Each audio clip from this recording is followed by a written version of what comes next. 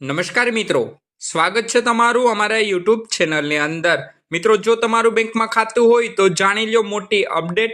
મિત્રો, જાહેર ક્ષેત્રની ભારતની તમામ બેંકોમાં ફેબ્રુઆરી 2024ના મહિનાથી સમગ્ર બેંકોમાં નવા નિયમો લાગુ કરવામાં આવ્યા છે, જેમાં મિત્રો એસબીઆઈ એટલે કે state bank of India, BOB એટલે કે બેંક ઓફ બરોડા, પીએનબી એટલે કે Punjab national bank, HDFC bank, Canara bank, ગ્રામીણ બેંક સહિતની તમામ જાહેર ક્ષેત્રની તેમજ ખાનગી બેંકોમાં આ મહત્વના નિયમો લાગુ કરવામાં આવ્યા છે।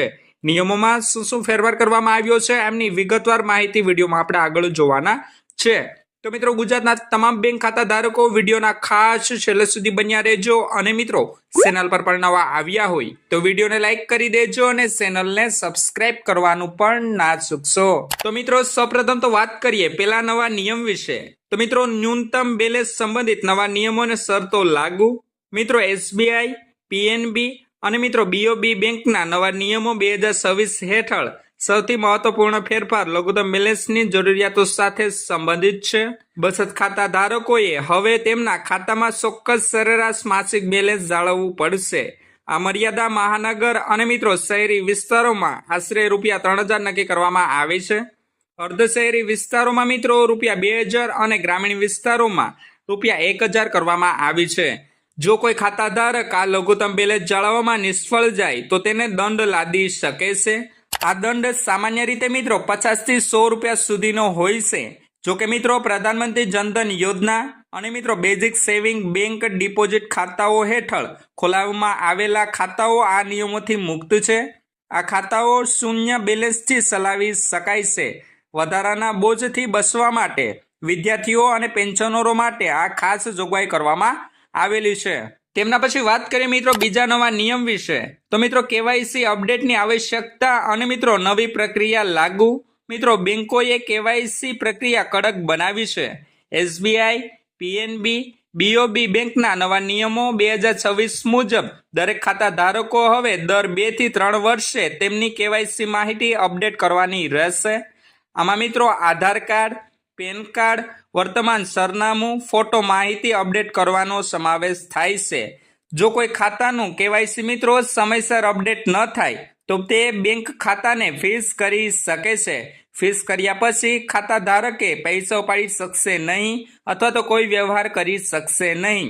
ખાતાને ફરીથી સક્રિય કરવા માટે બધા કેવાયસી દસ્તાવેજો સબમિટ કરવાના રહેશે।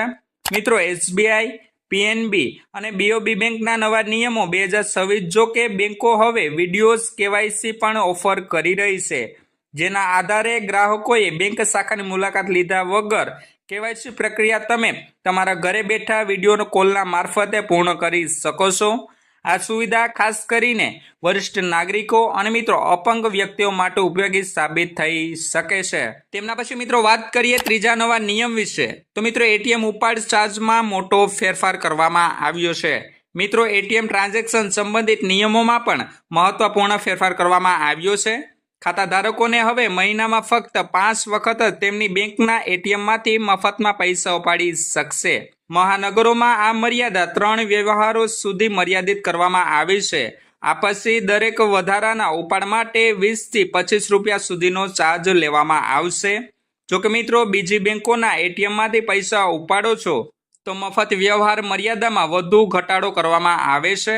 તેમજ મિત્રો, એસબીઆઈ, પીએનબી અને બીઓબી બેંકના નવા નિયમો 2026 એ પણ જણાવે છે કે મિની સ્ટેટમેન્ટ, ચેક અને મિત્રો બેલેન્સ પૂછપરછ પણ મફત વ્યવહારો મર્યાદામાં ગણાશે, જેથી ગ્રાહકોને મોબાઈલ બેન્કિંગ અથવા તો નેટ બેન્કિંગનો ઉપયોગ કરવાની સલાહ આપવામાં આવે છે, જે સંપૂર્ણપણે મફત છે। ડિજિટલ બેંકને પ્રોત્સાહન આપવા માટે બેંકો વિવિધ ડિસ્કાઉન્ટ અને કેશબેક ઓફર પણ કરી રહી છે। તેમના પછી મિત્રો વાત કરીએ ચોથા નવા નિયમ વિશે। તો મિત્રો, નિષ્ક્રિય ખાતાઓના સંચાલન માટે નવા નિયમો લાગુ કરવામાં આવ્યા છે। મિત્રો, જે ખાતાઓમાં છેલ્લા 2 વર્ષમાં કોઈ વ્યવહાર થયા નથી તેમને નિષ્ક્રિય ગણવામાં આવે છે। એસબીઆઈ, પીએનબી અને મિત્રો બીઓબી બેંકના નવા નિયમો 2026 અનુસાર આવા ખાતાઓને ફરીથી સક્રિય કરવા માટે ખાતા ધારકોએ બેંક શાખાની મુલાકાત લેવી પડશે અને મિત્રો કેવાયસી પ્રક્રિયા પૂર્ણ કરવી પડશે। તેમણે ખાતાને નિષ્ક્રિય કરવાનું કારણ અને તેને ફરીથી સક્રિય કરવાનો હેતુ જણાવી લેખિત અરજી પણ આપવાની રહેશે। કેટલાક કિસ્સાઓમાં બેંક તેમના ઓળખ કાર્ડની નવી નકલ અને તાજેતરનો ફોટોગ્રાફ પણ માંગણી કરે છે. તદુપરાંત મિત્રો એસબીઆઈ, પીએનબી અને બીઓબી બેંકના નવા નિયમો 2026 બેંકો નિષ્ક્રિય ખાતાઓમાં રહેલા ભંડોળનું રક્ષણ કરવા માટે ખાસ કાળજી લેશે. જો કોઈ ખાતું લાંબા સમય સુધી નિષ્ક્રિય રહે છે તો મિત્રો બેંક ભંડોળ સરકારના દાવા ન કરેલા ડિપોઝિટ ખાતામાં ટ્રાન્સફર કરે છે. ખાતાધારક અથવા તો મિત્રો તેમના કાનૂની વારસદારો પછીથી આ રકમનો દાવો કરી શકે છે. તો મિત્રો બસ આ જતા મહત્વપૂર્ણ 4 નવા નિયમો. આ નિયમો મિત્રો ફેબ્રુઆરી 2024ના મહિનાથી લાગુ કરવામાં આવ્યા છે. આ નિયમ મિત્રો ભારતની જાહેર ક્ષેત્રની તમામ બેંકોમાં લાગુ થશે, જેમાં મિત્રો ખાસ કરીને એસબીઆઈ એટલે કે state bank of India, PNB એટલે કે પંજાબ નેશનલ બેંક, બીઓબી એટલે કે બેંક ઓફ બરોડા સહિતની જે ખાસ મુખ્યત્વે 3 બેંકો છે એમાં ખાસ કરીને લાગુ કરવામાં આવશે. આ નિયમ મિત્રો 1 ફેબ્રુઆરી 2024ના રોજથી આ 3 મહત્વની બેંકોમાં લાગુ કરવામાં આવ્યા છે.